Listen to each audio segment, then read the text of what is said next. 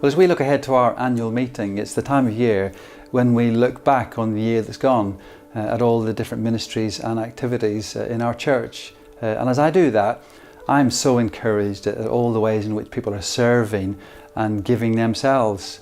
It's in our DNA as a church to love, and love means giving.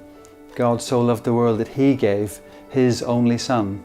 It's also in our DNA to be giving away, whether it's releasing people to bless other churches or giving to mission at home or overseas. And that's the heart behind our vision to be a resource church. Being a resource church means looking beyond our own church and being prepared to give resources and even our best people so that God's kingdom is extended. Our work with students, our ministry to support people's well-being and mental health, and our involvement in Loving Northampton and Rock is helping to resource wider ministry in Northampton and beyond. But we do know that we can't and shouldn't try to do everything. And I'm aware that some of our existing ministries need new blood, new ideas, new leaders and new helpers. So myself and the ministry leadership team and the PCC will be taking time in the coming months to consider what resources are needed to fulfill our vision to see lives being changed by the power of Jesus.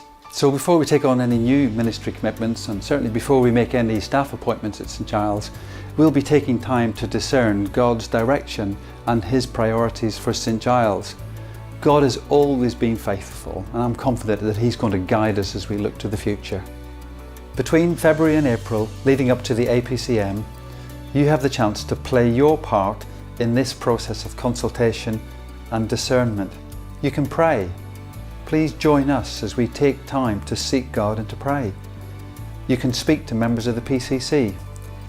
You can speak to Renee Dixon, Alison Steele, David Lidbetter and Chris Davison, who will be leading 4 different groups.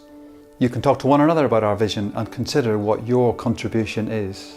We all have an opportunity to play our part, and each one of us has something unique to give and to contribute.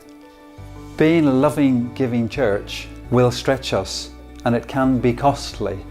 But when we do, there's a real joy. There's a joy in giving, and there's a joy in seeing lives being changed and touched by the love of God.